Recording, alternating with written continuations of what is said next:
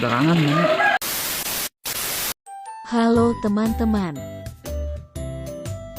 Pada video kali ini, kita akan mempelajari bagaimana sistem pencernaan pada hewan non-ruminansia, yaitu babi. Sistem pencernaan babi merupakan sistem pencernaan monogastrik, di mana sistem pencernaan babi sangat sesuai untuk pakan berbasis konsentrat yang biasanya diberikan kepada ternak babi.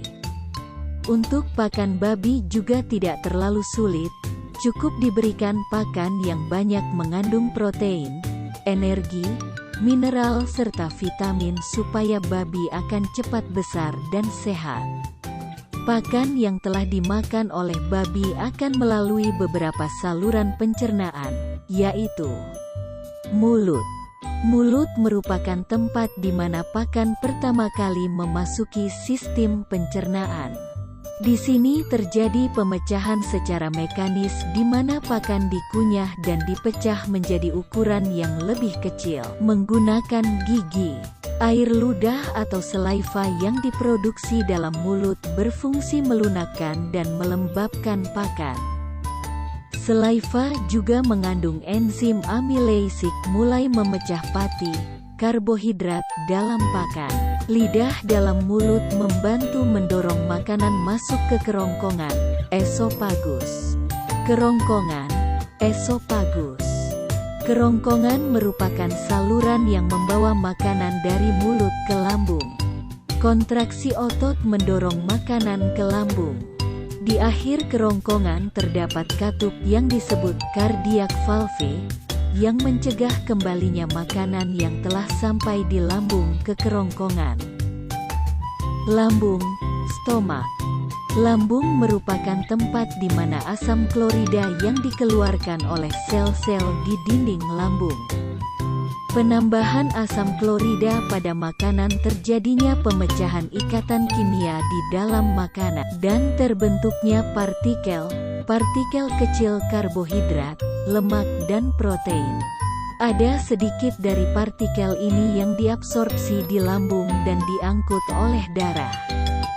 Partikel makanan kemudian menuju usus halus melalui katup yang disebut pyloric valve. Usus halus. Usus halus merupakan saluran yang berbentuk spiral sehingga dapat menempati ruang yang kecil. Usus halus dibagi menjadi 3 segmen yaitu duodenum, jejunum dan ilem. Di bagian pertama usus halus yaitu duodenum terjadi penambahan sekresi dari hati dan pankreas. Sekresi dari hati disimpan di empedu dan diteruskan ke duodenum melalui saluran empedu. Sekresi ini adalah garam empedu yang membantu pencernaan lemak yang terdapat dalam pakan. Sekresi dari pankreas disalurkan ke duodenum melalui saluran pankreas. Sekresi dari pankreas ini terdiri dari berbagai enzim yang membantu pencernaan karbohidrat, lemak, dan protein. Sebagian besar penyerapan nutrien terjadi di jejunum dan ilem. Nutrien yang tidak tercerna memasuki usus besar melalui katup yang disebut ileocecal valve. Usus besar. Usus besar kira-kira panjangnya 4–4,5 meter. Bagian ini terdiri dari 3 bagian yaitu kolon, sekum dan rektum. Pada sekum dan kolon terjadi penimbunan pakan sisa dari hasil pencernaan di usus kecil. Sekum merupakan bangunan silinder dan buntu dengan volume sekitar 1,5 meter. Panjangnya hanya mencapai 12–20 cm dan lebarnya 8–10 cm.